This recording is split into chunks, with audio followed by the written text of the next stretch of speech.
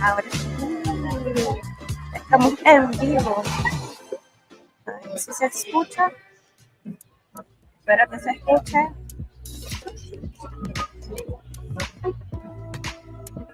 A ver, hay un gentío acá.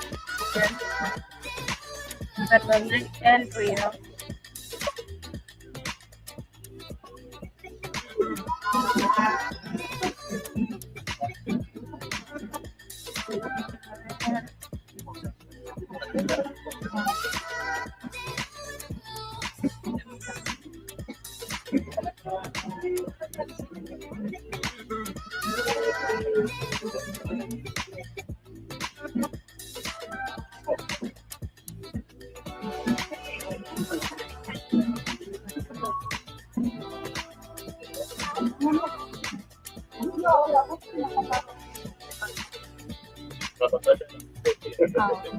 Si hay mucho ruido, es porque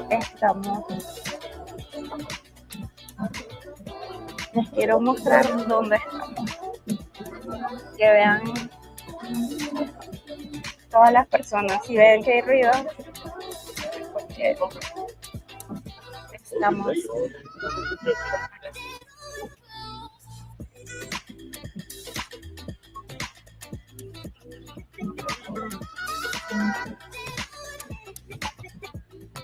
Vamos a ver.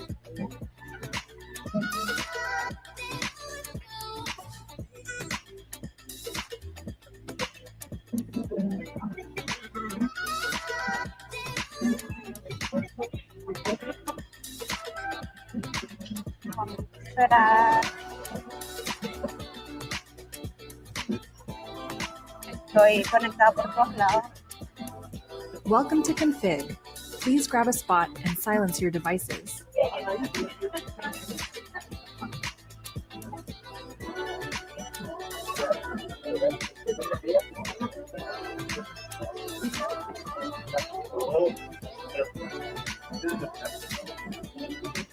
Ya estoy grabando en cámara rápida a todas las personas que están. Les voy a mostrar un poquito de cómo está. Mira.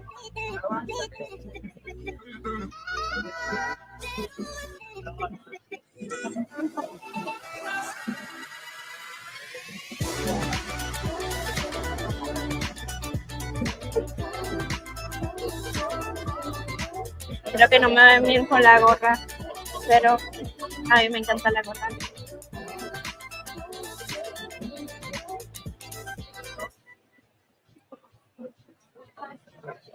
A ver.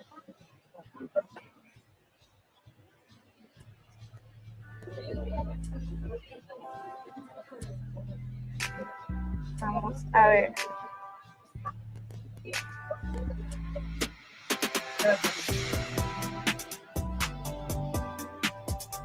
Ya estamos.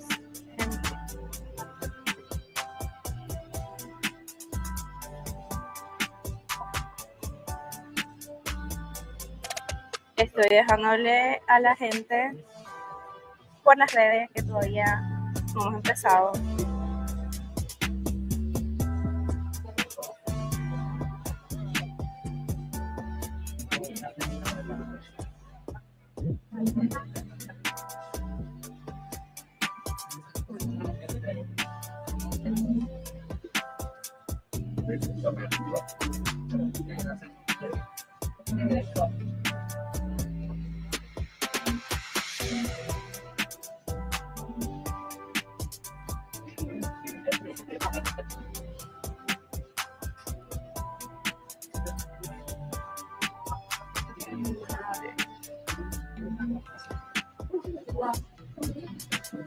Ahora vamos.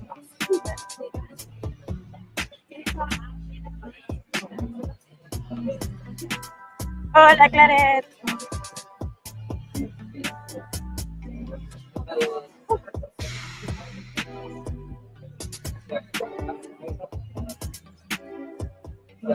Bueno, me voy a quitar la gorra porque si no se me va a ver bien la cara. Se las voy a dejar por acá.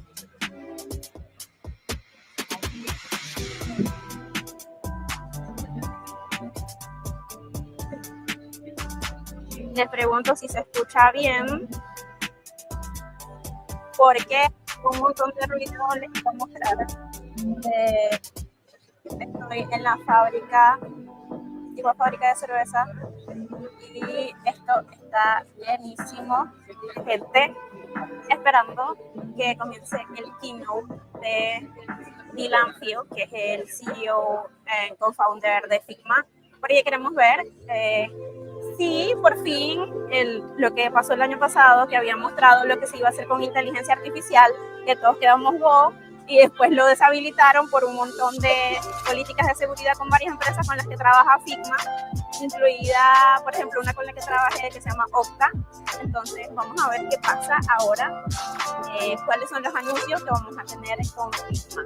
Mientras estoy grabando por acá a todas las personas que están. De hecho, tengo una cámara por aquí grabando a la gente y voy a hacer...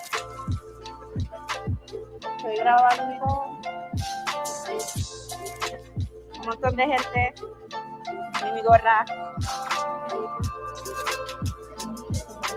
Así que vamos a ver.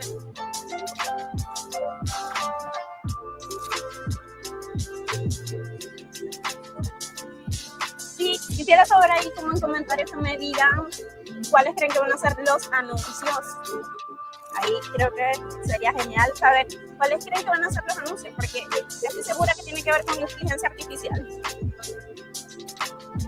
Así que voy a publicar en LinkedIn, estamos en vivo.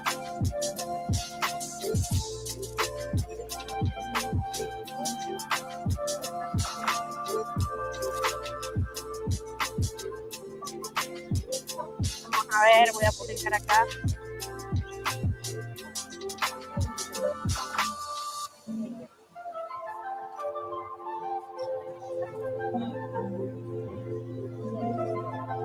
A ver.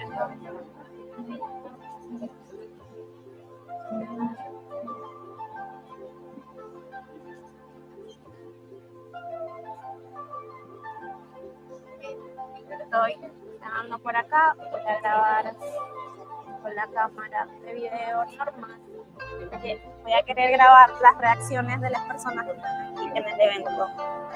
Qué nervio. El año pasado sí estaba en la Config de San Francisco.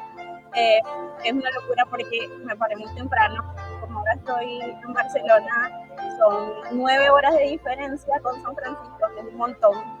Pero estaré en la Config de nombres la próxima semana, el 14. Entonces voy a estar grabando con el CEO enfrente. Mientras estoy aprovechando que estoy en Barcelona, estoy desde la Party de Friends of Figma, y les quiero mostrar, miren, voy a poner esto un poquito más grande. Me regalaron esta botellita de los Friends of Figma, la amé, y además tengo stickers. Les voy a mostrar los que me dieron, son varios, tengo stickers, tengo pines, miren estos stickers. Perfecto.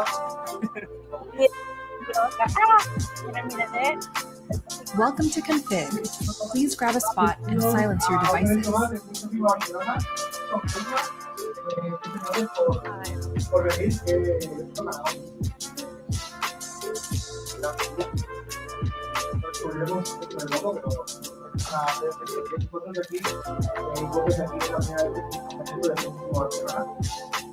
Bienvenidos, bienvenidas.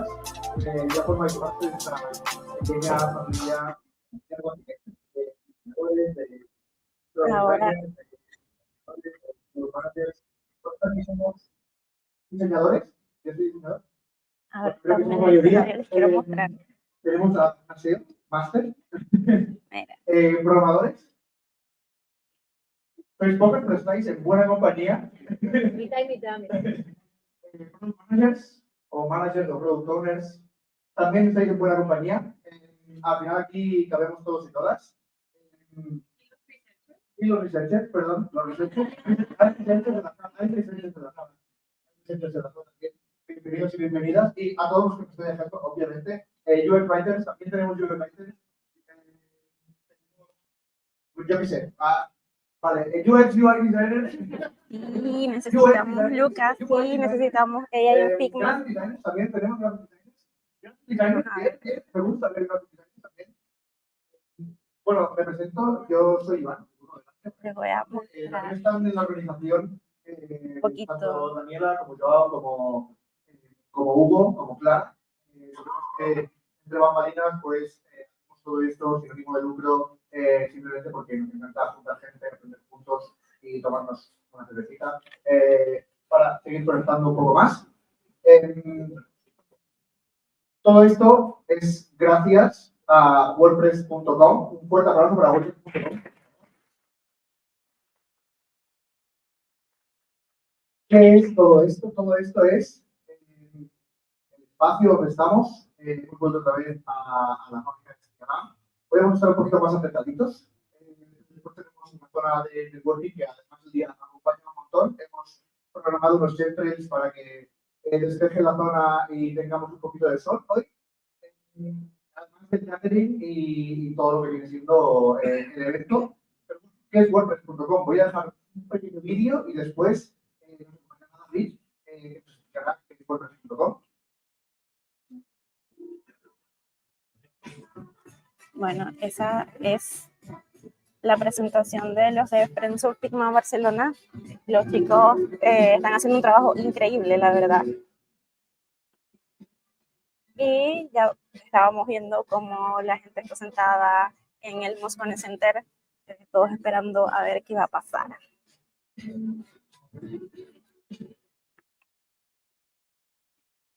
Bueno, ante todo, muchísimas gracias por darnos la oportunidad de estar aquí con vosotros. Voy a robar 2 minutos apenas. ¿Qué es WordPress.com? WordPress.com es una empresa que está bajo el paraguas de Automatic, quizás os suene de WooCommerce, de Tumblr, y básicamente nos dedicamos a intentar bajar todas las barreras que pueda haber a la hora de crear. Aprovechando, pero lo vamos. Seguramente os es más que familiar. Entonces, para nosotros es un auténtico privilegio poder estar aquí. Estamos intentando acercarnos más a las agencias, a los diseñadores. Estamos aquí para escucharos, para pues, ayudaros con lo que haga falta. Y muchísimas gracias a la organización de Friends of Figma por darnos la oportunidad de echar la mano. Y muchas gracias a vosotros, que sois la gente que viene aquí, que conecta, que enseña, que aprende y que hace posible todo esto. Muchísimas gracias. La verdad es que se me ha pasado contar con colaboradores de este calibre y que además prácticamente nos han dicho nos encanta lo que hacéis, nos encanta la comunidad que tenéis, simplemente queremos que hagáis lo que seguís haciendo, lo que venís haciendo hasta ahora. Nosotros ponemos la pasta. Desde Barcelona. Queremos que seáis más grandes. Así que mola un montón tener a empresas como WordPress que confían en nosotros. Así estamos. Vale, hoy tenemos la config, pero tenemos un último evento, hago un mini spoiler. Aquí para YouTube y Define, pero será aquí, en la fábrica de Estrella, también patrocinada por WordPress, porque también nos patrocinarán los siguientes eventos que hagamos a partir de ahora, al menos unos cuantos, y después tendremos un shower break, ya muy rápido, porque prácticamente ya está empezando la keynote, seguramente tardará un poco porque es streaming y tal, pero tenemos un código de conducta que siguen todas las comunidades de Friends of Figma Barcelona, simplemente pues que nos portemos bien, que seamos tolerantes con todos y con todas. Temas logísticos para hoy. El lavabo está justo saliendo a la izquierda, el de chicas está un piso para abajo, el de chicos está 2 pisos para abajo. Y ya está, a disfrutar un poco el streaming y a ver cuándo empieza. Ahora, pues bueno, comentaremos también Casi empieza. Los bocadillos, las aguas y tendremos también cerveza por parte de Estrella. Gracias.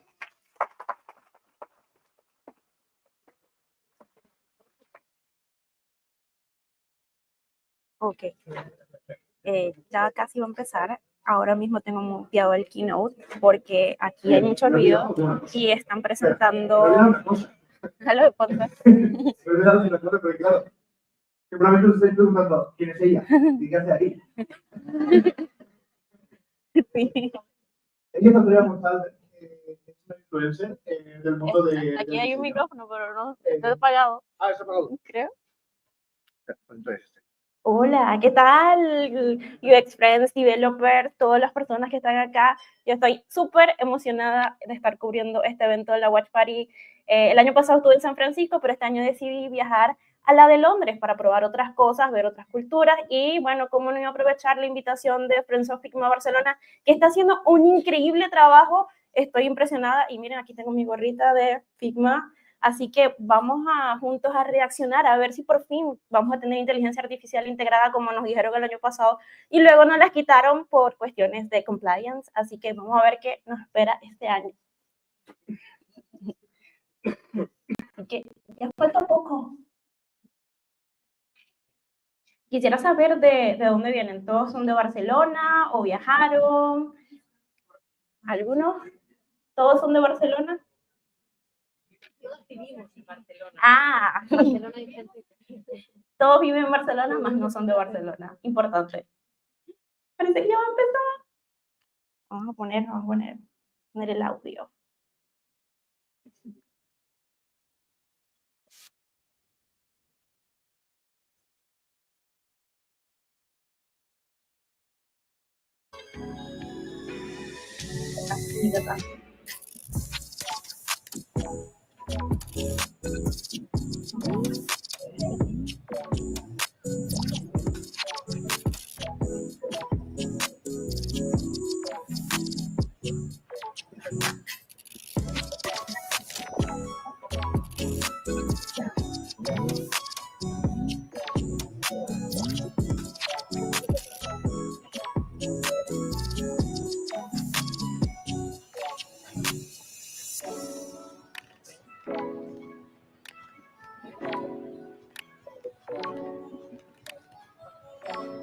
Yo les quiero contar, el año pasado ir a eso fue una locura.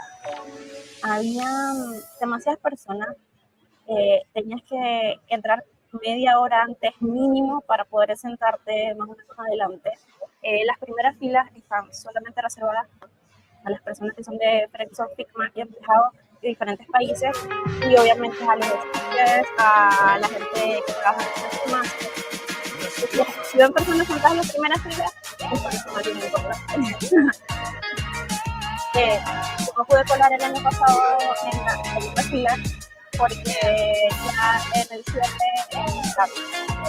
en Chile estaba allí y me dio una sesión que pude trabajar.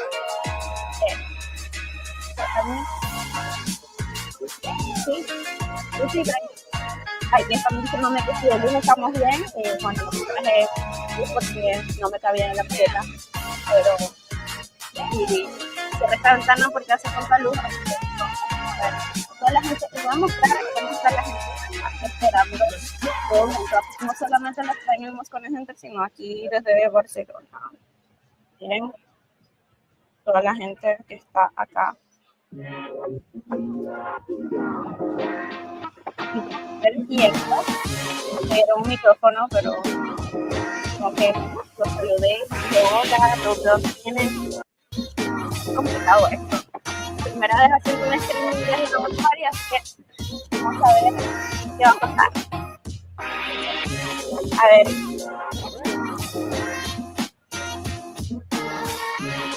Voy a mutear un momentito hasta que no empiece el keynote de Figma. Lo voy a mutear un ratito. Pero estaba pensando, aparte de inteligencia artificial integrada, ¿qué otras cosas podemos tener en Figma? Se había hablado de cosas nuevas con Figma Slide. Se había hablado también de Figma Site, porque les quiero decir que Framer y Workflow está haciendo competencia fuerte a Figma con esto de tener de una vez los sitios listos diseñados, cosa que hay plugins, pero ya conocemos como a Figma le encanta esos plugins que están siendo más usados, ellos integrarlo como pasó con accesibilidad de contraste, que teníamos un plugin que utilizábamos para eso y creo que ahora murió. Bueno, todavía se sigue usando, pero ahora como lo tenemos directamente integrados de Figma, no es necesario instalar un plugin para que te diga si pasaste la AAA de accesibilidad. Entonces, vamos a ver qué sucede, qué va a pasar. Vamos, hay un montón Ya va a empezar, ya va a empezar, ya va a empezar. A ver.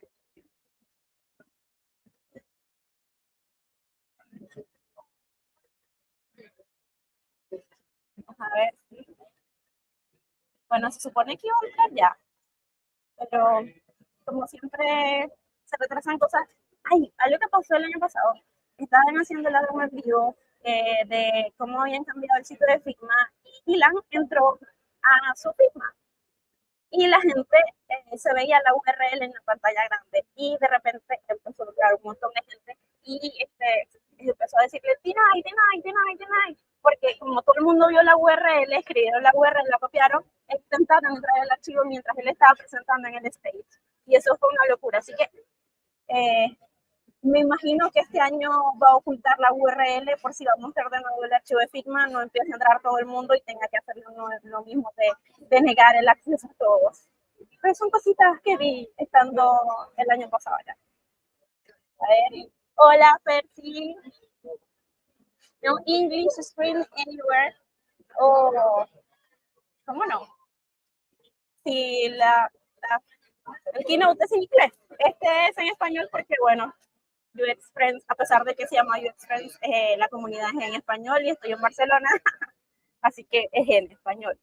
Pero de todas maneras pueden activar los subtítulos y además el keynote va a ser en inglés. Hola, Percy, me alegra que estés por acá. Les cuento, este ha sido un viaje increíble y hoy casi llego tarde al evento porque me pasé de la parada del City Tour. Si están en Barcelona, a lo mejor cuando tenga poco tiempo es hacer un City Tour que les muestre toda la ciudad. Así que, pero ya está todo listo y deberíamos empezar dentro de poco. Qué nervios, qué nervios. A ver, los que están por aquí, díganme qué creen que van a ser las novedades. Y no me vayan a decir inteligencia artificial porque ya eso lo sabemos todo. A ver, díganme, quiero saber qué opinan. ¿Cuáles creen que van a ser las novedades? Mientras, les voy a contar otra anécdota de la Confit del año pasado. Como habían tantas charlas buenas y nadie se quería perder de ninguna y solamente habían 2 horas para comer, era una locura porque las filas que se hacían, así que yo me quedo sin comer y un día solamente comí ensaladas y más nada porque ya no quedaba comida porque era tanta la gente, tanta la fila y no me quería perder ninguna de las charlas, que todas eran súper interesantes. Mejoras para el prototipado. Espero, y también espero que sea Figma Site, para que todo lo que prototipe en Figma de una vez sea un sitio y no tenga que utilizar un plugin de Figma, la competencia que ya conversamos que está fuerte. Y así te ahorrarías un montón de pasos.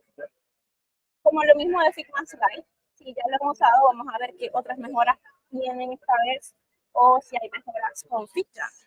Figma tiene un lugar especial en mi corazón. Ya vamos a empezar, ahora sí, sí. Ahora sí, lo voy a poner. Vamos a ver, ahora sí. Muteo.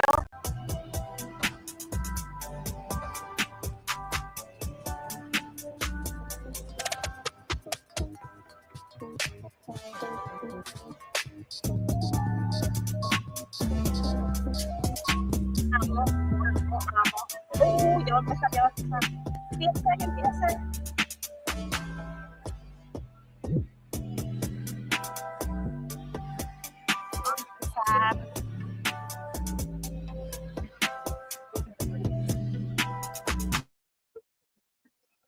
¿Qué otra cosa les puedo contar de la config del año pasado? Bueno, si ustedes saben, hay una fiesta pre-keynote un día antes frente al Moscone Center. Es un garden súper lindo. Pero el año pasado yo dije, bueno, voy a llegar un día antes y que está bien que llegue a las 6 y el evento al otro día. Bueno, me perdí esa fiesta porque llegué justo cuando estaban cerrando las puertas y no me pude acreditar y como no me pude acreditar antes de las 6, no pude entrar a esa fiesta y yo miré desde afuera con la lagrimita en el ojo como todo el mundo estaba en la fiesta. Así que si van a ir a hacer esa inversión, traten de llegar no un día antes, sino 2 días antes para no perderse de las fiestas, porque esas estuvieron muy buenas. Así que falta poco, falta poco. Parece que ya.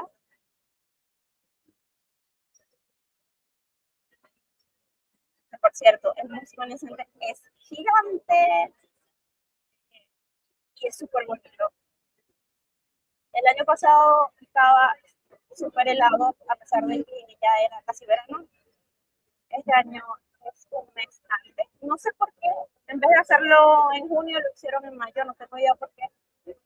Pero se siente como no ha pasado tanto tiempo. Ya empezar, me muteo y les pongo.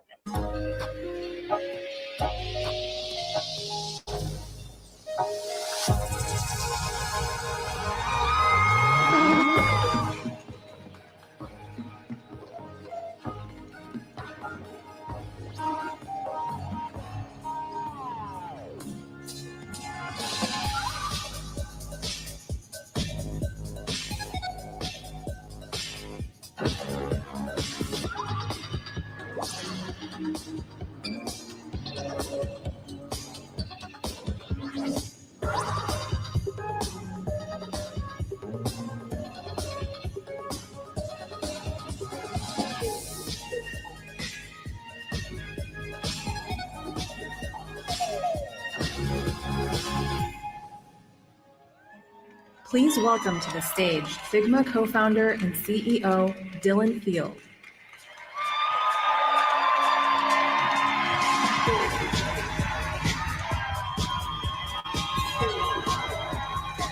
Hello, Config!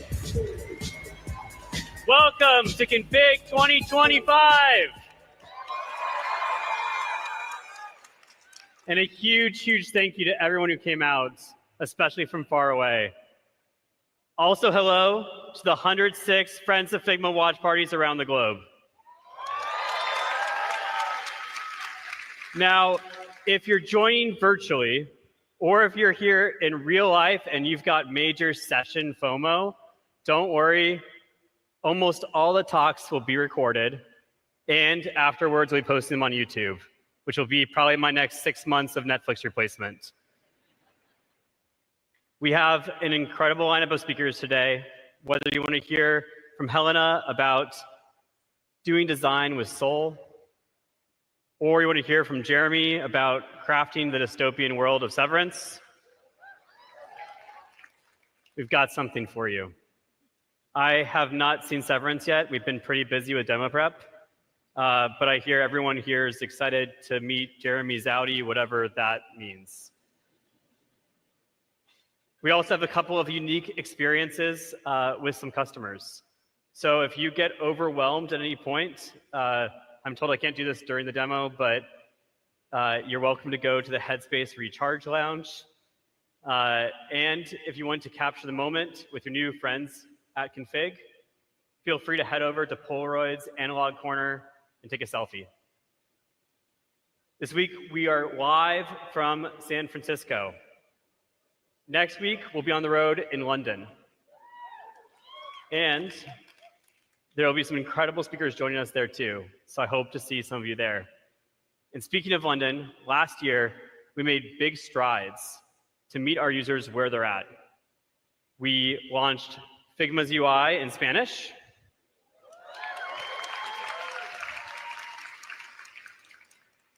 And just a few weeks ago, we launched Korean. Algo necesario. E agora o Figma fala Portuguese. And today, we're so happy to announce the Figma UI is now available in Brazilian Portuguese. Por fin. In addition to rolling out these new languages, we've been very busy on the product front. Like you, we care about all of the details. And so, since the beginning of 2025, just over the last few months alone, we've shipped 56 updates, including smart symbols on all fonts, copy and duplicate styles, collapsible layers in the layer panel, annotations in Figma Design plus annotation categories, accessibility contrast information in the color picker. We got some Ally fans. A new AI feature, Edit Image, powered by GPT Image 1. Super resolution. And of course, locked aspect ratio. As you're about to see, our pace is only increasing. Today we have 4 products: FigJam, Slides, Figma Design, Dev Mode. In a moment, our team is going to come up and share 4 new products. 4 más. Esto que está- Plus, Ya puedo ver. an exciting addition to Figma Design. But before I do, I want to share some updates about the work we're doing under the hood as well. Because we know it's super important that Figma always loads fast, it feels snappy, and works exactly as you expect. This is not always the case, especially with larger files. And last year, we saw all of you going even bigger than ever in Figma. Average file size went up 18%. Wow. We've been hard at work optimizing these large files for everyday actions like copy-paste, selecting layers, switching pages, panning, and zooming. Large images and complex effects cause a lot of issues with performance. So what we've done is we've worked very hard on decreasing our memory footprint using intelligent caching so that Figma can keep feeling fast. We're also now progressively loading prototypes and pages and files. And for our slowest files in Figma, that group of files has resulted in a 33% decrease in load times. ¿Cómo lo hicieron? We're also working on a massive rewrite of our design systems architecture. When this ships early next year, we should see faster instance updating and a more responsive overall editing experience.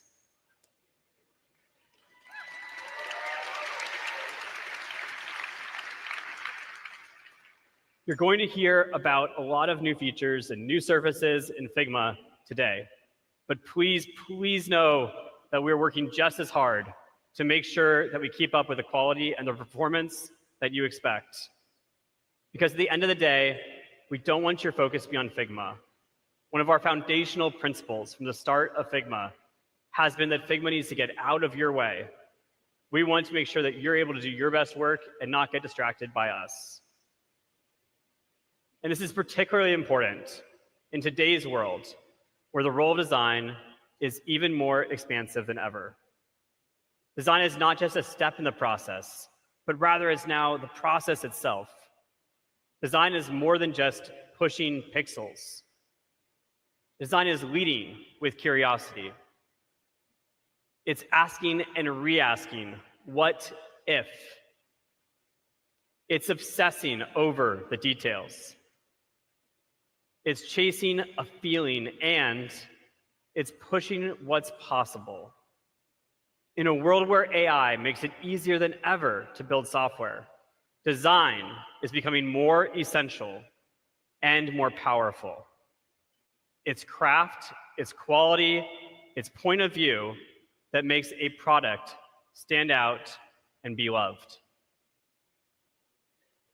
Our goal with today's launches is to help you all explore even more ideas and help you go from idea to product as fast as possible. And for this year's keynote, I want to give a special thank you to Koto Studio. Almost all of the demo examples that you're going to see are from their amazing portfolio. And without further ado, let's get into our first announcement of the day.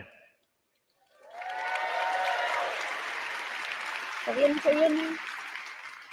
Figma Slides. This update is something that we, all of us, care deeply about.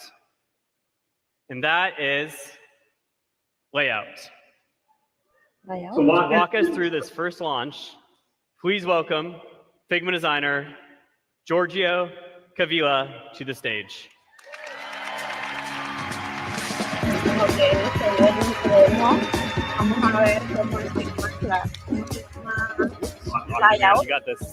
Hello, everyone. How we doing?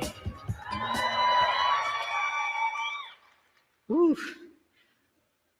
I'm so happy to be here today on stage because I get to talk about one of my favorite subjects, you guess it, layout. You see, I spend a lot of time at Figma thinking about layout. And as a result, I have these kind of weird theories and ideas about it. Like, for example, that layout is a bit like the dark matter of our designs. I know I told you weird ideas. Now, if you think about it, layout is a bit like a gravitational force that you can never see, but is always there to make sure that things stay in place. Now, raise your hand if you know where this is from.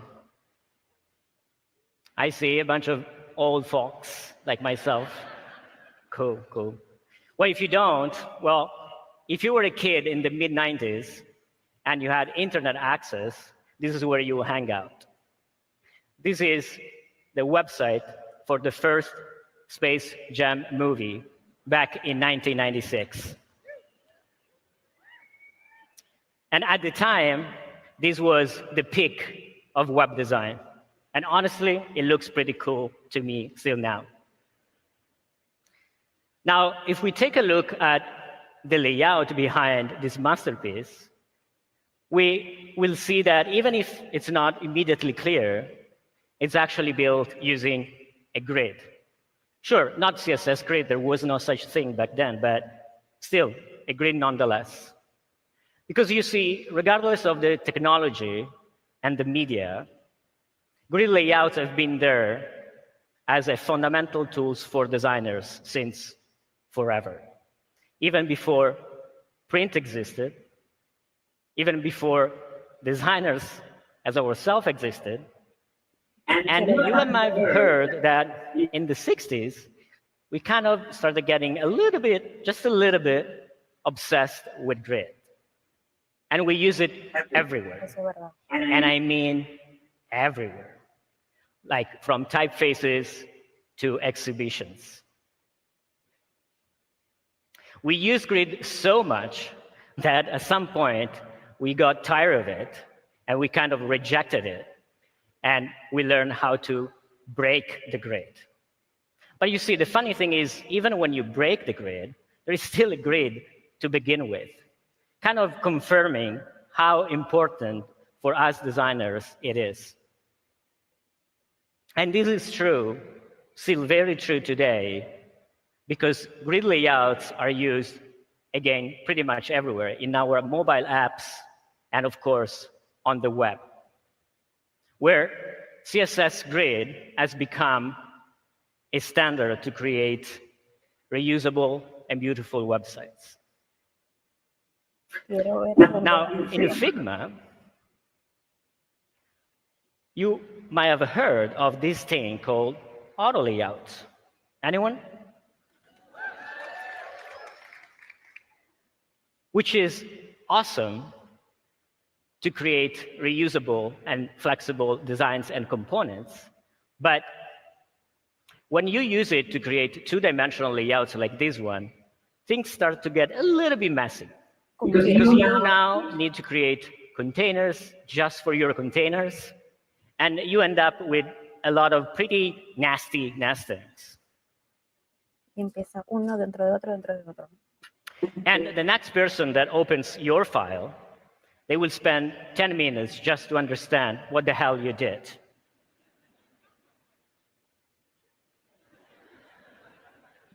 But things are about to change, because today I'm very, very excited to introduce a brand new auto layout option for grid.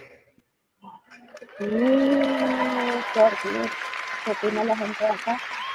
Porque, bueno, aquí no se emocionaron. Okay, enough talk. Let's see grid in action. For this demo, I'm going to use Todo's design for Flus, an app that helps shoppers earn cashback. Now, I've heard that bento boxes are pretty hot now, so why don't we start there? And we will create one to introduce Flu's brand identity. I have my frame here, and if you follow me here on the side, you can see that we changed things a little bit in the properties panel, but don't worry, everything is still there. We have vertical layout, horizontal layout, wrap is here, by the way, and if I click now on grid, we'll see that by default, a 2x2 grid gets applied. But I can click here and change it to any size very easily. Esto sí que va a ser muy útil. Now, I hope you enjoy using this little component as much as I enjoyed designing it and our engineers hated building it. True story. Okay, I'm happy with the 8x4. And of course, here I can change the gaps. Let's do it maybe 20 and 20. And if I go here on the canvas, I can resize the paddings. Awesome. Now that I have my grid set up, let's drag some items in it. I can select multiple items, simply drag it, and boom. Now, a couple of things I want to highlight here is that the first one is that items automatically span multiple columns and rows according to their size. So you don't have to do that. The second one is that they also fill the cells. So that means that by default, this is already a responsive design. ¿Qué? Eso está muy cool. Esto está muy cool. But of course, I can change span anytime I want. And we want to make this very easy and intuitive. And the way you do it is just drag in. As you can see, as I do this field now tells me how many columns and rows an item occupies. And I can do, of course, the same here. Nice. You can do it. Okay, let's continue. Let's have this item here. Nice.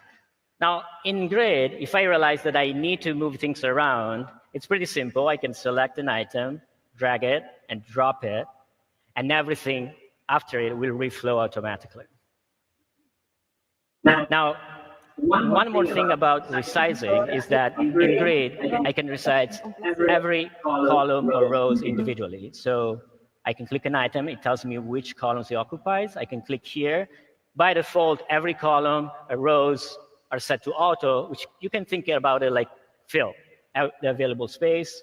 I can click it now and resize it. And now I can control very precisely, or I can even type in here. Okay.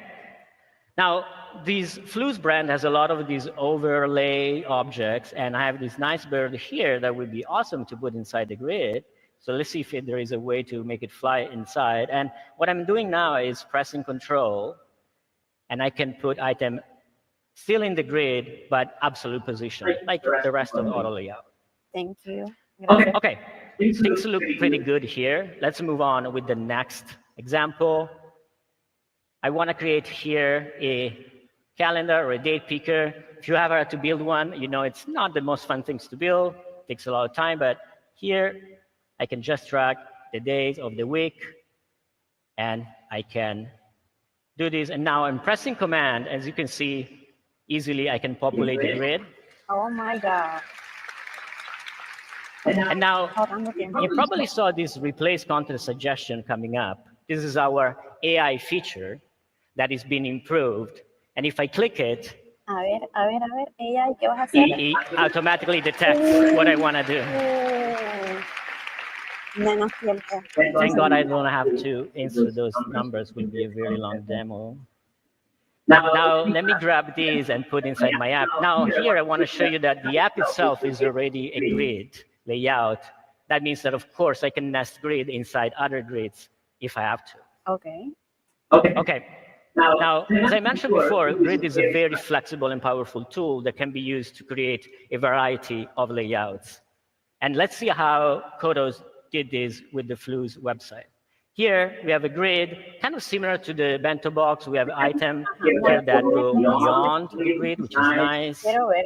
In this one, it's simpler grid, 2x2, but they use it grid with other layout options. So just so you know, of course, you can nest all other layouts in any combination you want.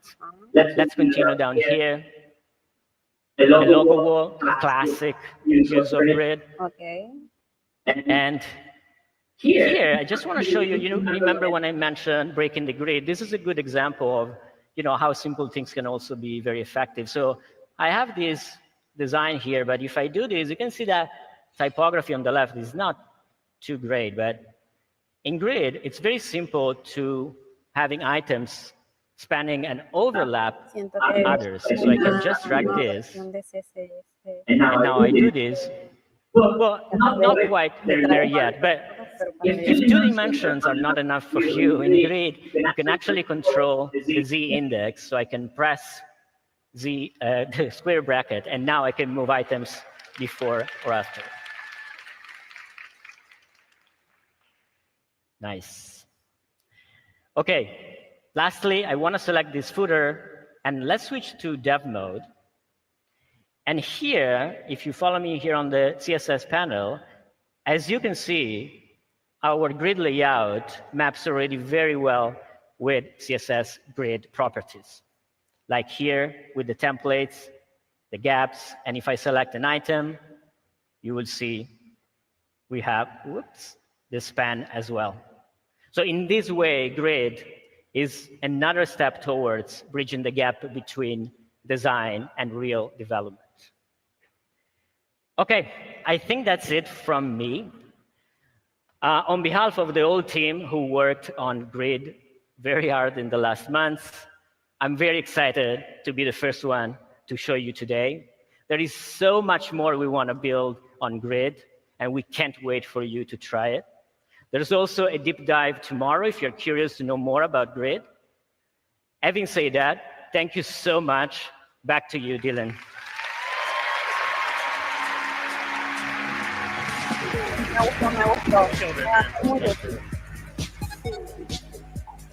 Thank you, Giorgio.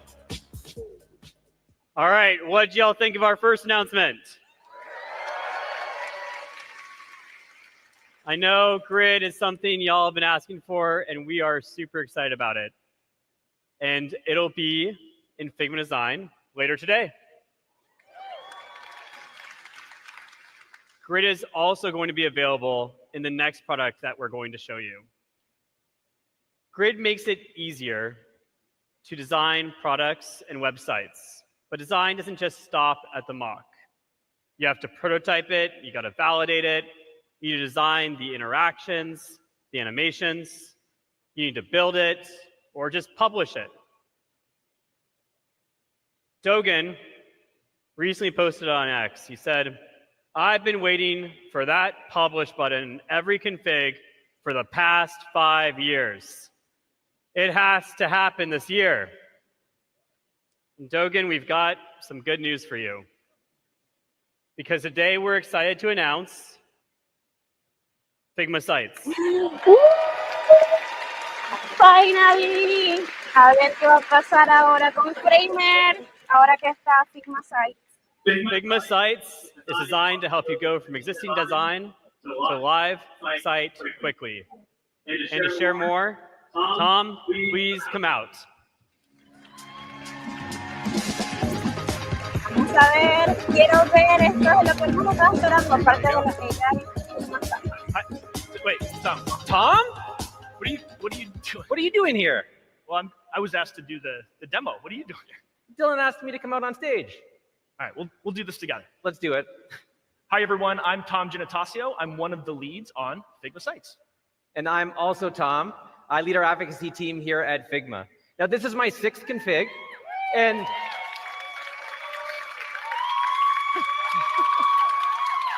this is my 6th config, and usually I'm behind the scenes working on the keynote demo, so it's pretty cool to be here on stage to tell you all about what the team's been working on. Now, when I think back to the very first config, I remember one of our marquee feature launches was hyperlinks in the Figma editor. And it was a much smaller room, but an equally enthusiastic reaction. And so it's nice to fast forward to today to talk about taking your designs and deploying them and building a website directly from Figma tools.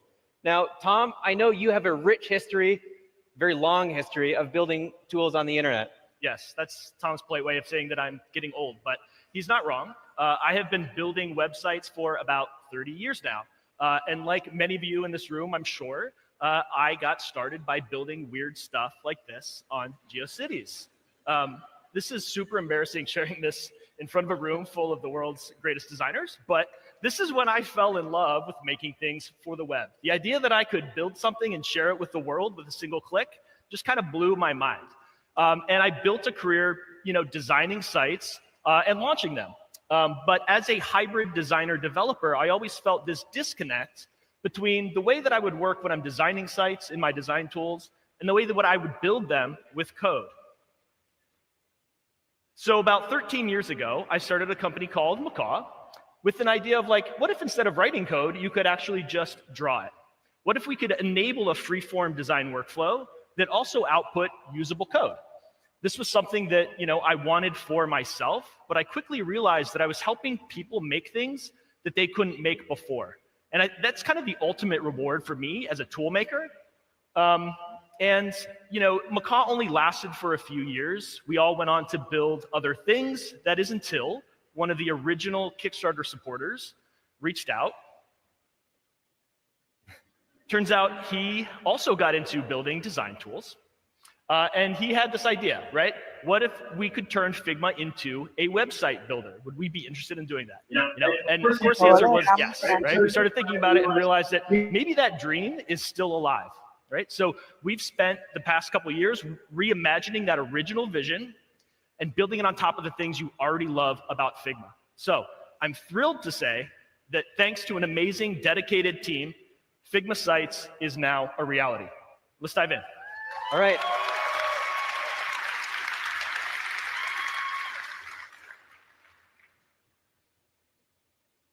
So we're going to start our demo here in Figma Design. I'm sure many of you today are building and conceptualizing websites in Figma, and then at some point in the process, you get everything looking just right, and then you need to take your design into other tools to build it into a working real website.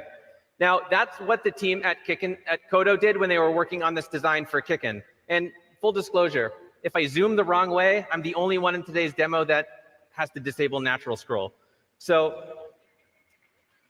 let's just take our design here in Figma. What if we could pick up where we left off and come on over into the brand new Figma Sites editor to get started. We've got a desktop frame here, and we're just going to paste our design in. And already we can continue working on our website. But what's a website in 2025 without thinking about how that website is going to look on different devices? So a long-time request from many of you who have been building on the web has been the need for breakpoints. So very quickly, we can add our tablet and our mobile. Whoops, didn't click it. And you'll see very quickly that our design from desktop has been translated to each of the viewport sizes. And you'll see some changes where we've made some adaptations to make sure it flows properly just the way that you'd want on mobile. Now, as you're designing your website, each page is going to have a frame for each one of the viewport sizes that you're designing for. And you may be wondering, well, what happens if I need to make an edit on one? Do I have to make it on all 3 sizes?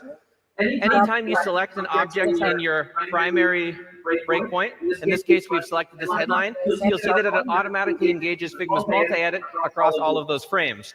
So if I go in here and make an edit, we'll update this to say grow with the flow. You'll see that it makes that change across all of the breakpoints. Nice. And of course, you're obviously going to want to make tweaks on one device, but not the others. So when you come in and make a tweak, like maybe adjusting these headlines on mobile, you'll see that change only happens on the mobile device and doesn't cascade to all of your other viewport sizes. Esto está demasiado útil. Now, next up, what if you could already pull in from your Figma libraries that already exist in Figma today? You can do that. Just go over to the Inserts panel, access your pre-existing libraries, and you can drag all of your components into the design to make them part of your website. Now, we're going to add this section here. That's this little thumbnail here.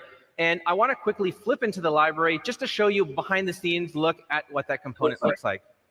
This is a component set. It has 3 variants, one variant for each of your breakpoints. And when we come back into Figma Sites and drag this into our design, you'll see that it automatically adapts the right variant for each of the viewport sizes. Okay. All right, I'm going to set that to fill. I think this is looking good. What do you think, Tom? I mean, I think it needs something. Let me take a stab. Sure. Let's add some interactions so that this is a little more fun. Oh, and we lost our feed.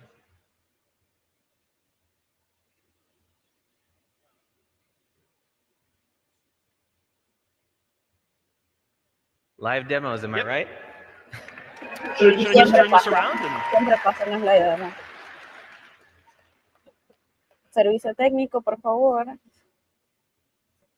Qué horror, no pasa en vivo. Unplug it and plug it back in again. Classic.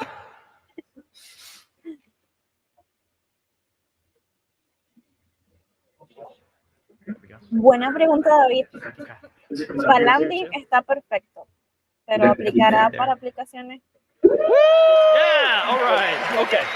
Pero a lo This is how you know mejor it's live. Okay.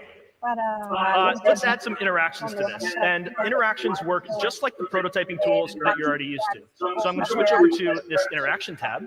And from here, I could start to noodle out and link pages together if I want. But I really want to show you a new feature.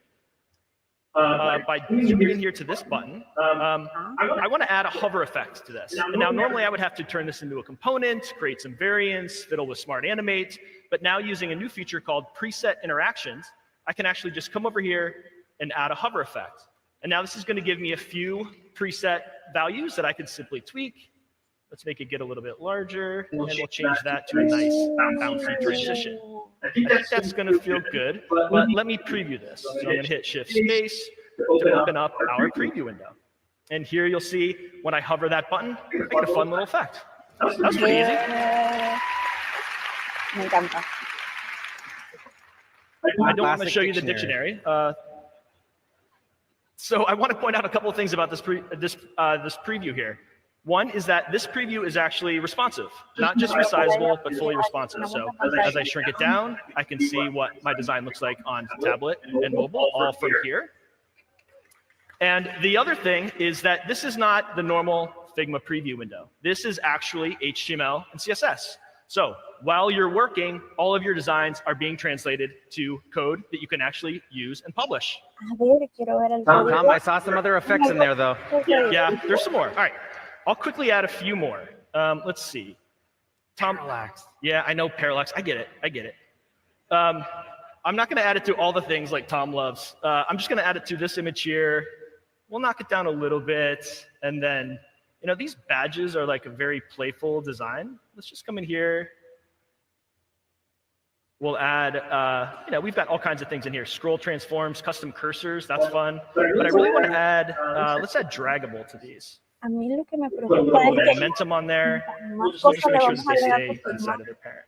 Puede que Nice vamos little a marquee effect in there. I thought they deprecated that tag. They did. Yeah, that's very good, Tom. They did, but we still love it. So let's add, whoops. Let's also just add a little typewriter effect down here. Okay, now I think that's going to look pretty good, Tom. What do you think? Looks pretty good to me, Tom. parece que se ve So real. what good is it to do all of this work if your site remains unseen? Let's flip over here and click on the Publish button. And very quickly, Figma will check for any issues with your website. You can see our custom domain, and we'll hit Publish. Now, this is where we all cross our fingers for Moscone Wi-Fi and hope that in a few moments we get a website that's on the internet. ¿Cuánto va a costar eso? Please, please, please. There we go. Woo! Esta copia de extensión. Voy a testar We've got our fully responsive website with our hover effects, our parallax, our draggable fun badges, our classic typewriter effect. And down here, we've even used interactive components, the way that you'd normally build them in Figma design today. And I think that's one of the things that I'm most excited about, is that you can take all of your existing ways of working in Figma, and they directly apply to building websites in Figma sites. Now, we want to give a huge shout out to all of our alpha users, like Bruno Figueiredo, who launched the new Layers conference site using Figma sites. Figma's own Story Studio, who created a custom font and specimen site in collaboration with Other Means and Kia Tasbigu. And you may have heard that Read CV is embarking on a new chapter. Well, we are working with them and Alex Einerson to build a plugin and a template to help you migrate your Read CV right over to Figma sites.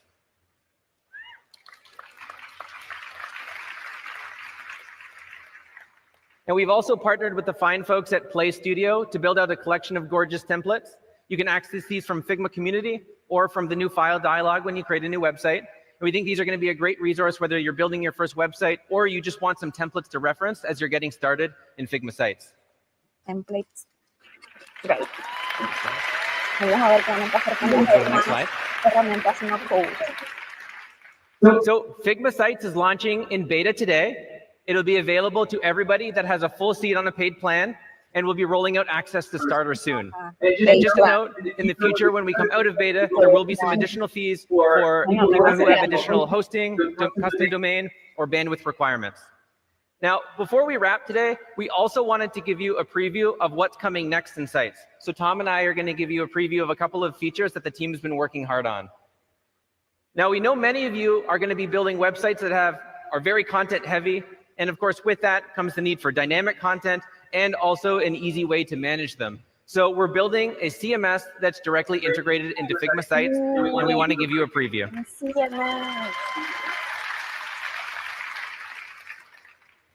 Okay, so here we are back working on Kickin's website, and we're starting to scaffold out our blog page. And you can see here that we've got a row that's going to be representing each article that's in our blog. Now, we don't want to have to go in here and edit this content manually all the time. And the keen eyes in the audience may have noticed this little database icon over here in the left rail. And if we open that, that takes us into our CMS view. Here we can create CMS collections, define each of the properties of our article, and easily access each of the articles in the CMS to edit all of the content. And we think this focused editing experience is going to make it easy for you to bring collaborators in to just manage the content without clicking around on the canvas to edit text. Now, once you have all that content, you need to get it into the design. So we can flip over here to connect mode. And all we have to do is select the property from our blog that we want to map to a layer on the canvas. So if we click on our title, you'll see that all the content already subs in and repeats down through all of our rows.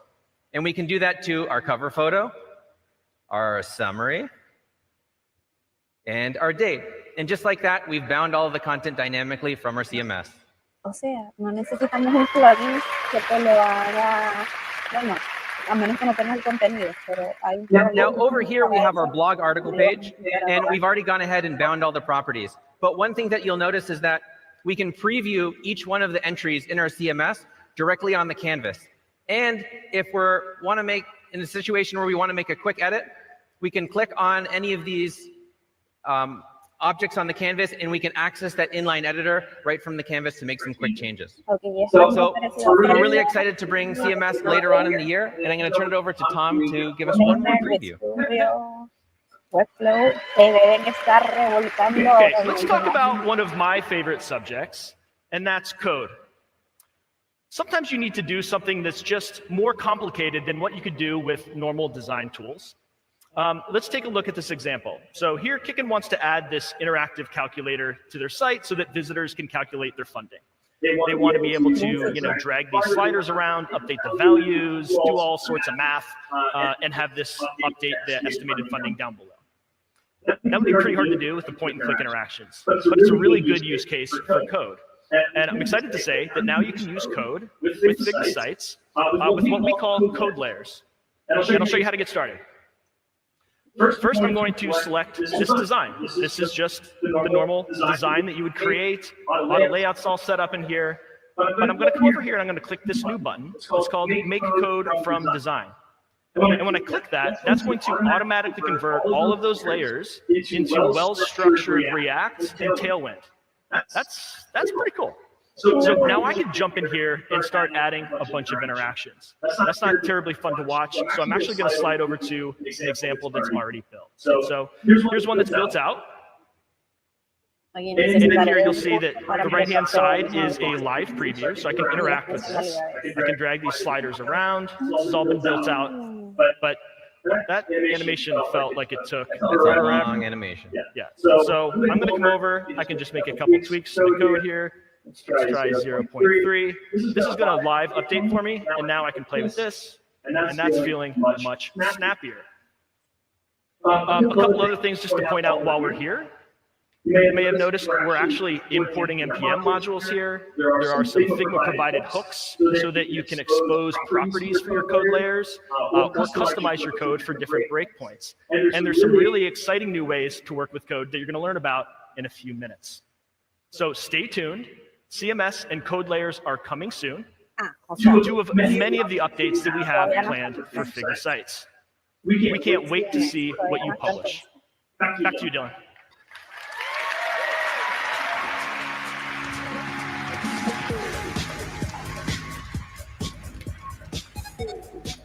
Thank you, Tom. Thank you, Tom.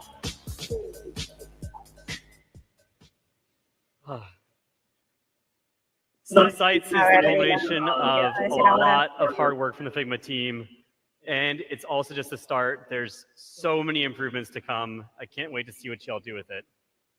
I guess none of us now have an excuse for publishing our portfolio website. While Figma sites can help you bring designs to the web, sometimes you still need other ways to bring designs to life. Okay, ¿cuál es? One of the people that inspired us to build Figma in the first place was Brett Victor. He once said, "Ideas are very precious to me. And when I see ideas dying, it hurts. I see a tragedy. To me, it feels like a moral wrong. It feels like an injustice." So many great ideas are often left unexplored due to time, to tools, to knowledge gaps. Our next announcement aims to help you take ideas out of your head and into the real world. Today, we're excited to introduce Figma Make. Figma Make? What is that? What's Figma Make? With Figma Make, you can take an existing design and prompt your way to a fully coded prototype. For this demo, please welcome to the stage Holly Lee, Product Manager of Figma Make.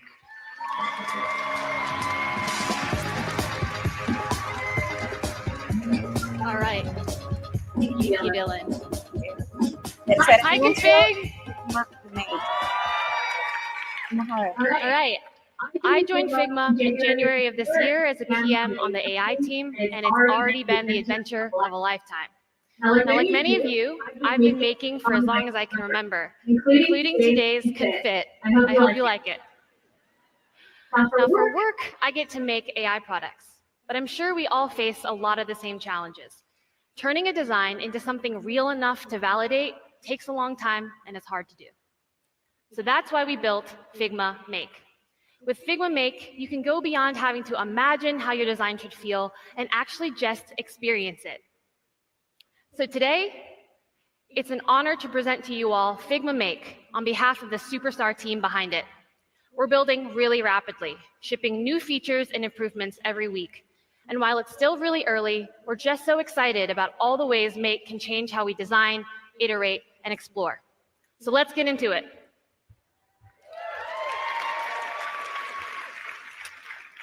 Okay, like most makes, you're probably going to start with an existing design in Figma. So here, you can see my team is prototyping a music app we're calling Earworm. Now let's say we just want to explore how this core player element will feel, right? How the CD is going to spin, how those buttons will feel like to click. Now, historically, prototyping even a simple design like this would have taken a lot of noodles, maybe an engineer, maybe switching to a different tool.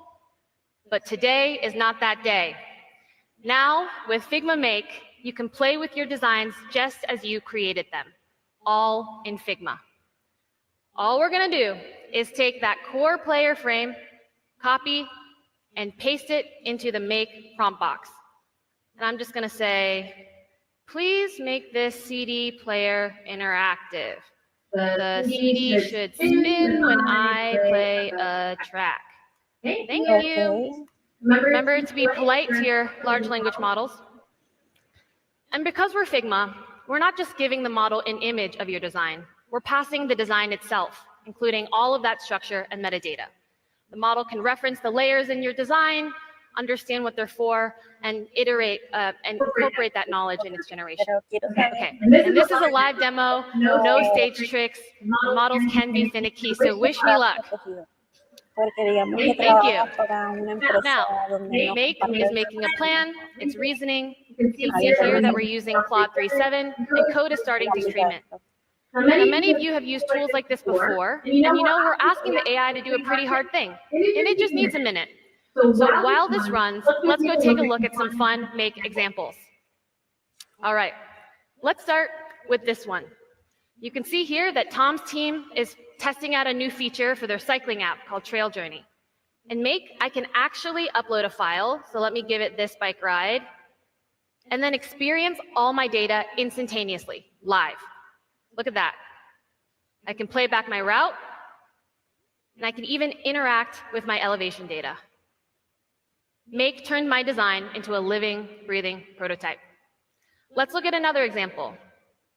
Here, Lorik, a designer at Maven Clinic, used Make to turn a mobile Figma design into an interactive desktop clinic finder for their users. And this is complete with a real map API. So I can search here in the search bar and actually click around in this map. Now, using this prototype, Lorik was able to reignite a conversation in a single afternoon. All right, and even here at Figma, we're using Make to prototype our own products. So remember that amazing grid demonstration from Giorgio? With a design and a few prompts, Make is able to quickly give us a sense of how that grid visualizer should look and feel.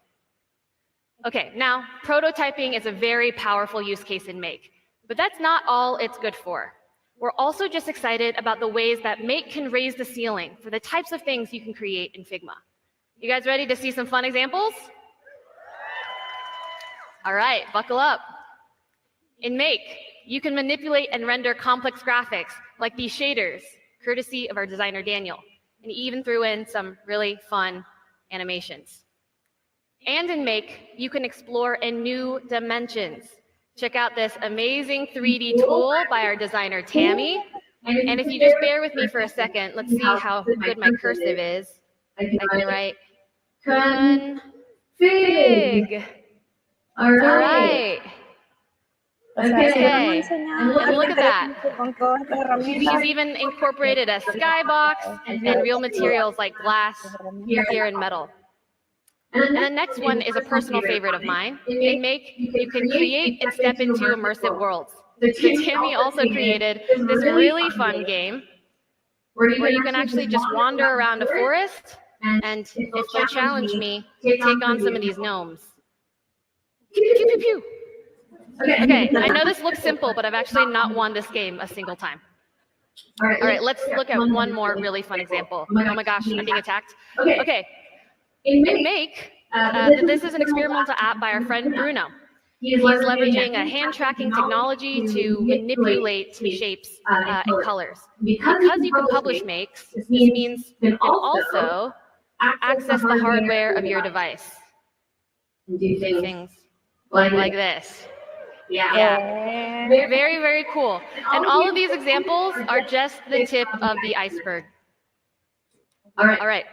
Now earlier, we saw Tom working on that calculator for Kickin'. One of the things we're working on in Make is bringing it into more parts of Figma. You guessed it, the first place is Figma Sites. All you have to do is jump into the split view, and here you can see Tom's history of prompting with make. Now we're so stoked about what this represents. You can freeform design on the canvas, turn it into React code, and then bring it to life with make. This opens up so many possibilities. Can't wait to see where you take it in Sites. Now remember that generation from earlier? Let's take a look. Okay. This time the model had a little bit of difficulty, but that's okay. All of the interactions there, but just to prepare, I had this one also made right before the stage. So as you can see, this was our original design, and make translates it pretty much one-to-one. We know you never actually stop here. You keep adding things, right? Riffing on it, adding designs, adding functionality. And to give you more creative control, we've actually introduced ways to target your edits to specific parts of the design. So we're introducing the point and edit tool, which allows you to directly manipulate things like size, color, and font of elements on the page. And for more complex, thank you. And for more complex and open-ended edits, we also have point and prompt, where you can just pass in the specific part of the design and ask the model to only make changes there. So I could say, make the CD spin more 3D. All right, these are only my edits. And one of the best parts of Make is that it's all in Figma. So the gang's all here. What I would actually want to do is collaborate on this design with my entire team. So as a parting note, let's see how my team would take Earworm. All right. Okay, it looks like the gang's all here. Earworm 4.0 has gotten quite a facelift. And it looks like Greta and Noah have even added a real AI DJ experience. Give me a song. We know a lot of you are probably prototyping and designing AI chat experiences, and you can do that in Make. And you can not only rig this up to other models, but you can also rig it up to real data sources. So we can fetch real audio tracks for all of these music tracks right here. Now, my team and I have had a blast building Make, and we hope you all have as much fun using it. We're only just getting started. And so from my team to yours, we can't wait to see all of the amazing things you'll make. And with that, I think I'm going to play myself off. Thank you. Awesome job, Holly. Incredible demo, Holly. Thank you. So we're super excited to see what y'all make with Figma Make. We also know it has a long way to go, and I'll be the first to tell you that your results may be non-deterministic because AI. Also, we are rapidly improving Make. You'll see changes in days, weeks, so stay tuned, and you'll see quite a lot more coming. Make will be rolling out to everyone on a full seat over the next few weeks. And in the beta period, Make will be free with some usage limits if you're going above and beyond. And when we exit beta, Make will be a paid product. So far this morning, we've shared updates for how you improve, design, build websites and products. We know that's not all that you use Figma for. Over the years, we've seen you all stretch the platform in so many innovative ways. When we noticed that people were doing brainstorms and using Figma as a space to be together in 2020, we built FigJam. And when we saw that so many of the files in Figma Design were actually slide decks, we built Figma Slides. Building new products for these use cases does two things. First, it helps us keep Figma Design focused on product design. Second, it creates more accessible spaces for you to bring your collaborators in with you.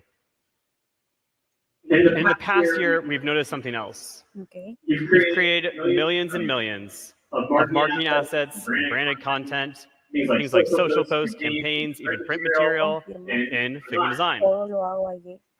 Designing these things in Figma, that's not the hard part.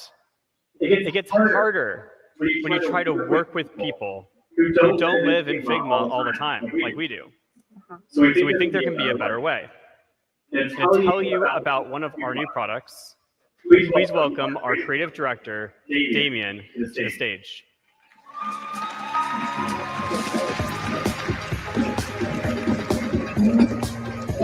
¿Cómo se llamaba este? Hey everybody, thanks Dylan. Hey Config. I can't hear you. Just kidding, I totally can hear you. Hi everyone. I'm a designer that never gets told to make the logo bigger. Not sure if you saw the Config logo outside, but it's ridiculous. It's massive. But it's true though, brand builders like myself, we're already in the file. In fact, I am so in the file that I'm often there like 3 times. I'm my own hovering art director. Ok, sí, me pasa eso. And as an internal creative studio here, as an internal creative studio here in Figma, our brand team creates a lot, and for a lot of teams. And with the sheer volume of requests that come in, we just can't get to everything. We have to prioritize. Plus, many of the requests that we receive are often making. Okay. Sorry about that. They're embarrassing. First live demo, and I get this. Okay. We're often making small copy changes or production level tweaks. We know our collaborators really need the work done, but they tend to get overwhelmed when we just drop them in a Figma file. So this puts us in a weird spot. But as weird as this, when we become the production bottleneck, our partners are left to their own devices, and ultimately that can risk the. Who is Lauren? Lauren, are you really working during the demo? Where are you, Lauren? Are you really working during the keynote right now? Hi, Damien. Hi, everyone. No, I just know you're so busy. I was just following up on those assets we talked about. I thought we could work on them after the keynote. I didn't mean for you to get the slacks right now. Okay. When do you need them by? Ideally yesterday. Classic. Well, I do have a few minutes, and I was about to demo something kind of relevant, but do you want to come up on the stage and maybe we can do this together? Sure. Why not? All right, let's do it. Everyone, Lauren McCann, our director for Figma EDU. It looks kind of like we planned this. Did we plan this? I think we planned this. I don't know. All right.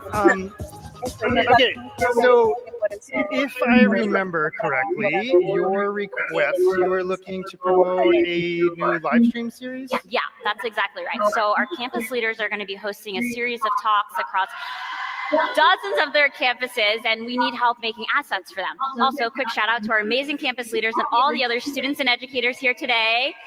Hi, guys.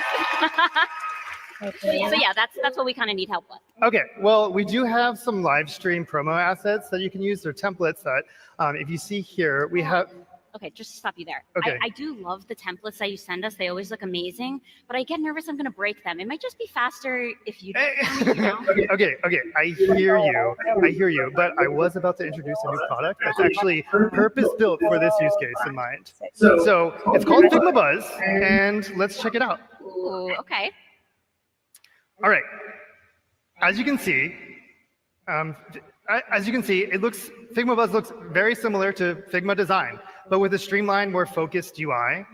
It gives you easy access to your shared brand library, so illustrations, perhaps logos, but we can also start from a template. Okay, I can already tell this is going to be so much easier for me to get into this file than what you normally send me. No offense. None taken. My files are often a disaster. But let's get started. We have some templates right here. So these are the templates that the team made. You can access them in Buzz. They designed them in Figma Design and then brought them into Buzz. Okay. So what channels are you promoting on? So we want to make this a social first campaign. So we definitely want to do something for stories. Okay. I would love to make something for the main Instagram feed, and let's do LinkedIn too. You know, everyone's all about that thought leadership. So all about that thought leadership. Okay. Cool. So now as we have all of the assets in here on the canvas, you can navigate to them pretty simply, and then you can edit on canvas. But if you're more comfortable and you don't want to feel like you're breaking anything, you can just hit the edit content panel here, and this is where you can adjust your information. Okay, yeah, go ahead. So let me add the title. Dígame a dónde van ya. Add in our speaker. And when he's actually giving his talk. Okay. And oh, look, it even edits the text on a path on the circle. That looks pretty nice. Okay, so now I definitely need to swap out this picture to be Braden, but I only have pictures of all the students in normal color, but I noticed the template tends to be like having filters on it. Oh, yeah, sure. So in the template, it's going to inherit some of the styling there. Okay. So if you do drop in the photo, it'll make it black and white automatically. Perfect. There we go. Cool. Another awesome thing about this, there are variants attached to this template. What is a variant, Damien? Well, variants, even in a template here, you do have some creative control. So variants allow you to swap assets out.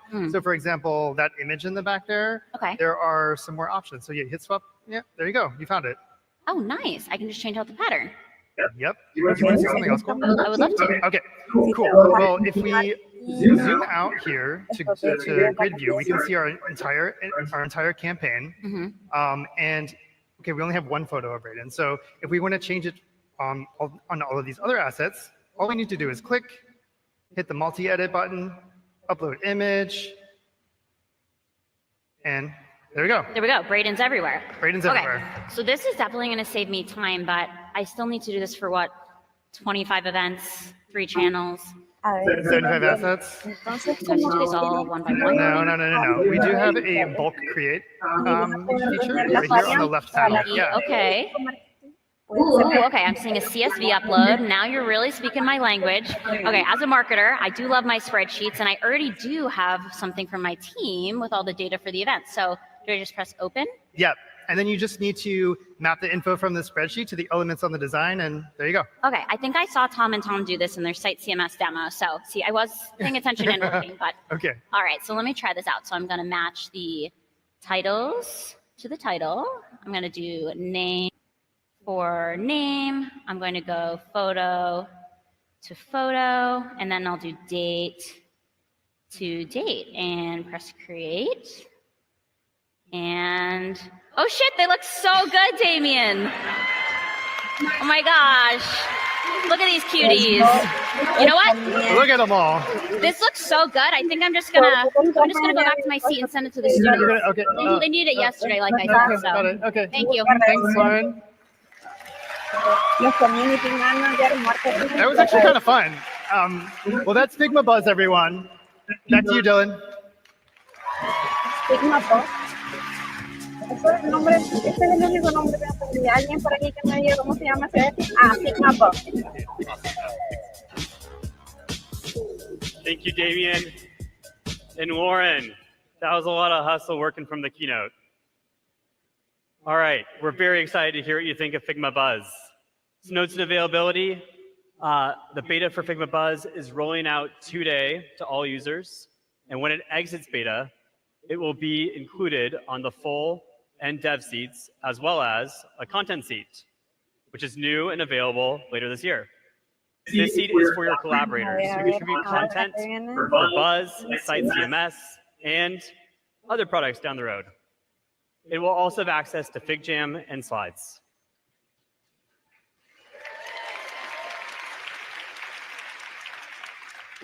So we hope this makes Figma more accessible to everyone who has need to contribute content to the design process. All right, y'all ready for our last announcement of the day? For our last announcement, we're going to bring it right back to where we started, and that is Figma design. When we started Figma, one of the first things we worked on was trying to challenge the existing conventions around vector editing. That led us to a bunch of explorations on what we call vector networks. Evan, my co-founder, in particular, really wanted to figure out a different way to do paths. And I'm super proud of where we got to with this. That was also a long time ago. And since then, over the years, we've accumulated some long-standing issue. Anyone here recognize this? Yo, so sorry. Whether it's point ops, flattening vector objects, outlining strokes, we know there's a lot to fix. And so we did a complete rewrite of this functionality to improve core vector editing. We're bringing more visual expression into the Figma editor. 22 new features and improvements to be exact. Are you all ready for this? To walk us through all of that, please welcome the instigator of this effort, the engineering leader on our team, and the product lead for this effort, Lauren Bedoric.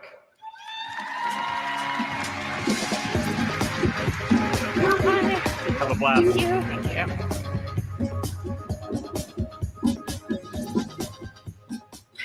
Hi, I'm Lauren, and I'm an engineer here at Figma. You might be wondering, why is there an engineer on the keynote stage? They usually keep us locked in the back. But I'm here because the work I'm about to share with you is very personal to me. I was a designer briefly before I was an engineer. I was an art major in school, and so I knew how to use creative tools long before I knew how to code. I still have a lot of creative side hobbies on the side. And I've worked at Figma for 7 years now. And in this whole time, I've been very frustrated by all the things that I couldn't do in Figma. I've worked on countless makery projects over the years to hack more expressive tools into Figma.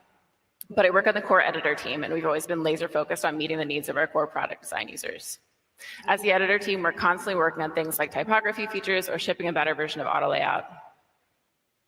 But design is evolving, tools are evolving, you saw that today, and we felt like, while tools are getting more powerful, design is sometimes also getting a little bit flat. Maybe it's time to raise the ceiling on what you can do in Figma, to give users more power to unflatten their designs and to enable more craft. So today, I'm very excited to share with you what has happened to our dev mode toggle, which is that as of today, you can now use this toggle to switch to Figma Draw.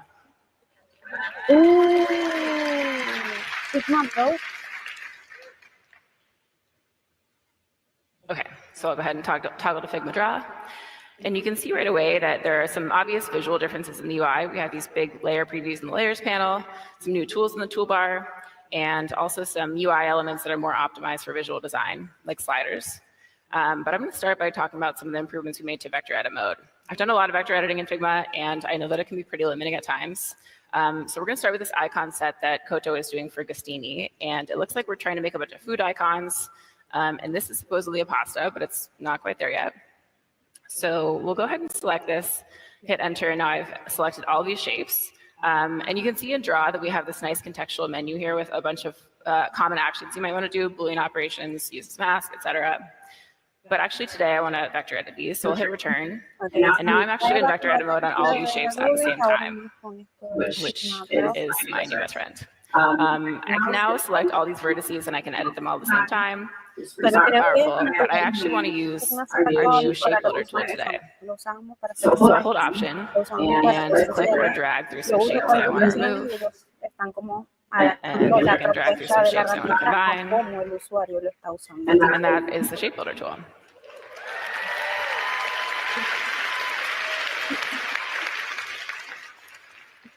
Now, I might also want to do some more precise editing on these vertices. And so historically, I could click to select these, or I could drag a box around them. That can be kind of imprecise at times. So today, I can also use our new lasso selection tool and select a really nice, precise selection of vertices.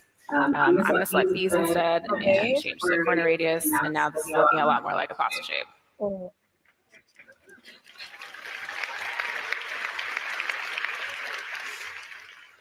Okay, I'm going to move on to this brand asset here, and I think I want to make this pop by adding sort of this red scalloped edge. So I'm going to bring the circle to the front, and historically I might do this by duplicating the circle a bunch of times around the perimeter, but that's going to get pretty unwieldy and kind of hard to manage.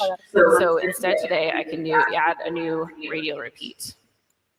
And now you change the gap here. I think something like that would be nice. And change the count by example. And now I have this repeat that looks really nice. The border, I'll send it to the back, and now I have this scalloped edge.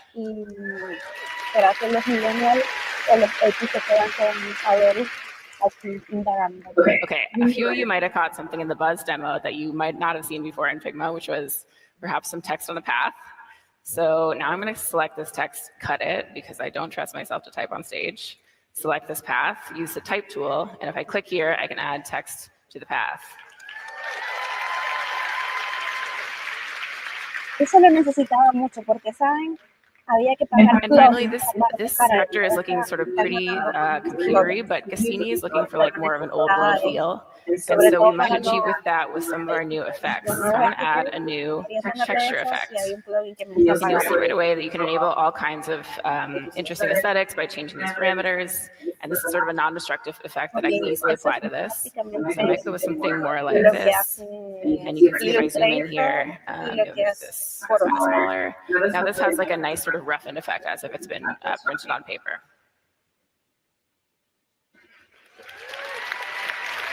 Voy a hacer más stickers ahora con estas nuevas We're actualizaciones. going to move on to this mobile prototype that we're working on for Flues, and I'm going to open the inline preview. And I might have a problem with this prototype, which is that the navigation elements here are kind of not standing out against the backdrop as we scroll. And so I might like add some kind of scrim here and make it fixed.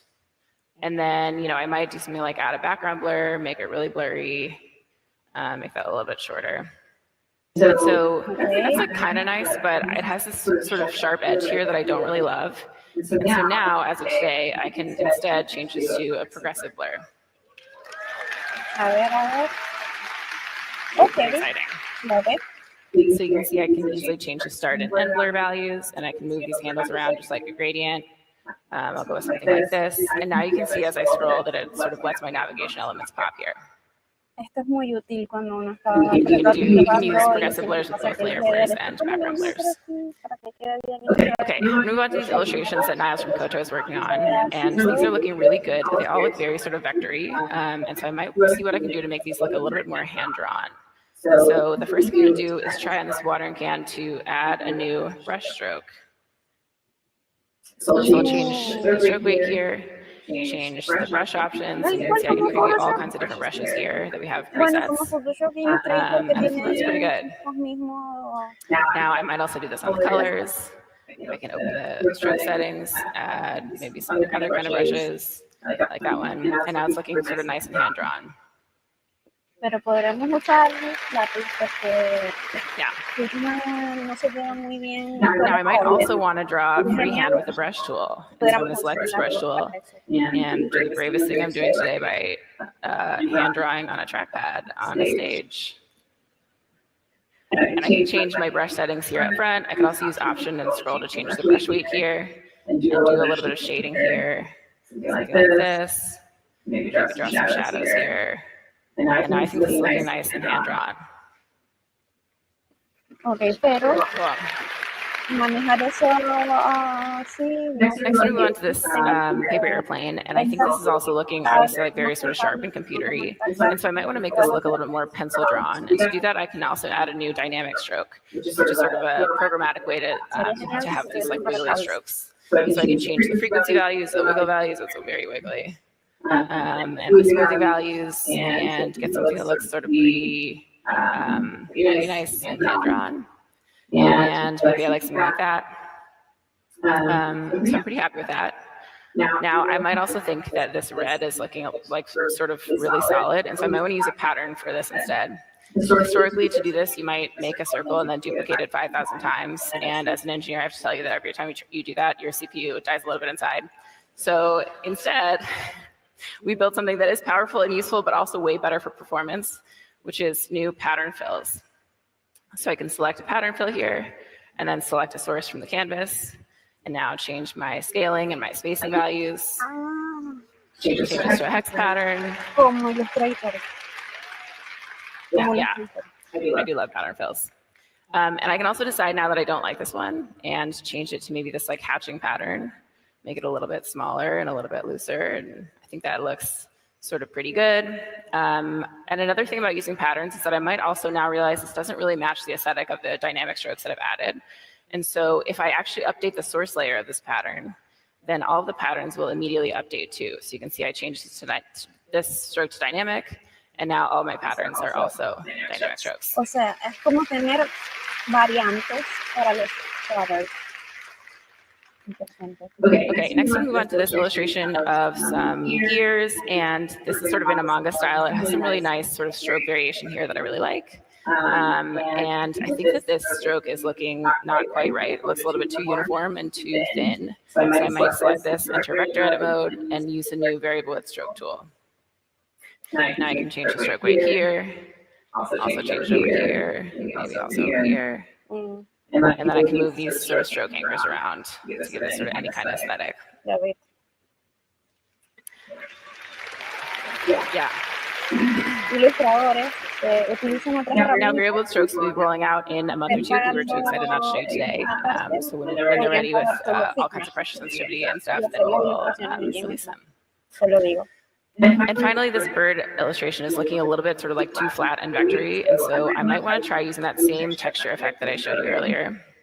So we'll go ahead and add a texture effect, but try to play with some different values to enable some different aesthetics. So, I could like really blow out this radius. And the size, I might stick with sort of a smaller size and a relatively large radius. And I think that's looking pretty textured, but still sort of legible as a bird. And then I can also use this clip to shape option to make the texture clip to within the bounds of the path. Okay. That's fun. And finally, this beak is looking a little bit askew, and so I might add a rotation origin point by adding option R. And then I can drag this rotation origin here and rotate this around the edge here. Cool. So this is the final illustration set that Alice has come up with, and I think these look pretty good. And another really fun thing about doing this in Figma is that it integrates really well with all the Figma features you've come to know and love. So in this case, I also set these up using color variables. And so I can go to the appearance panel, change to dark mode, and all of a sudden these are all dark mode illustrations.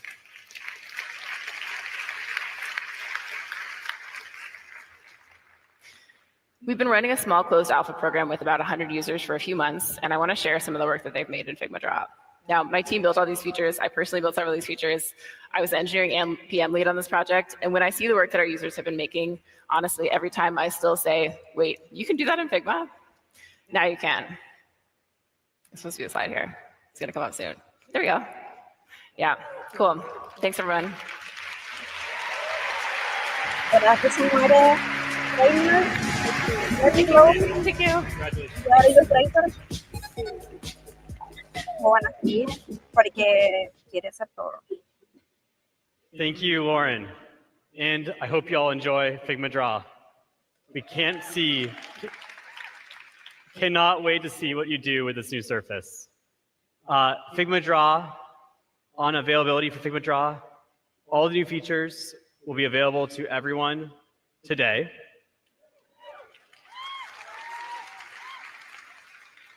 And yes, that was probably the highest density of features per minute you've ever seen. We just shipped 22 new features, but also we have so much more coming. So stay tuned. 22. O sea, son 22.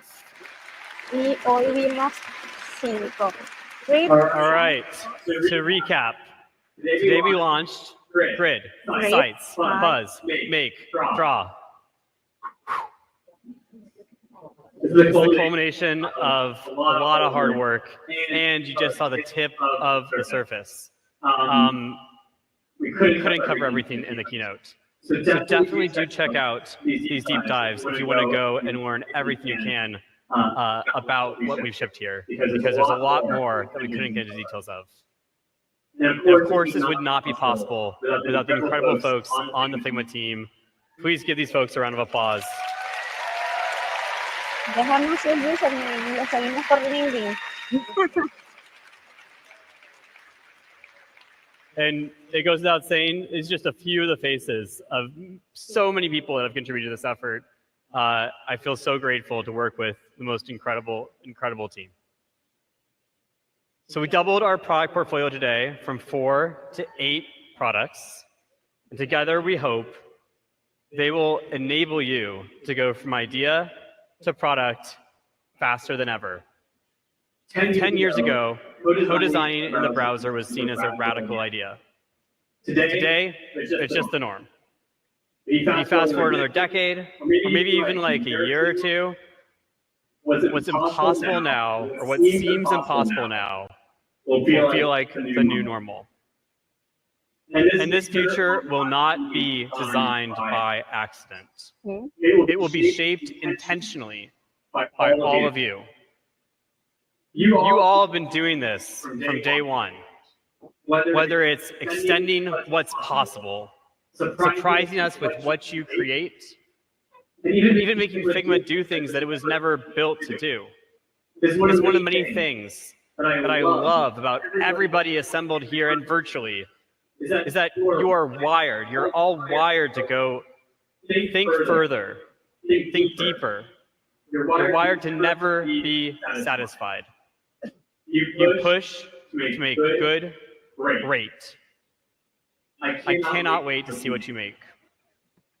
So after config, when you head back to your teams, your lives, your daily chaos, just remember that the world needs you in this moment to lead and to push on what is possible. Thank you so much for being here with us as we kick off the first 2 days of config. I hope to meet many of you in person. Please do say hello and have an awesome Config 2025. Thank you.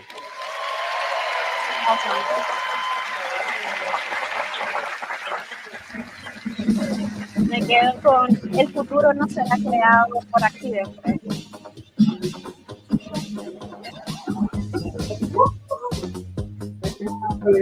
Otra cosa, ¿no? Ha traído, Ana, si queréis, lo que vamos a hacer, aquí todavía, podéis hacer con el la mano abierta,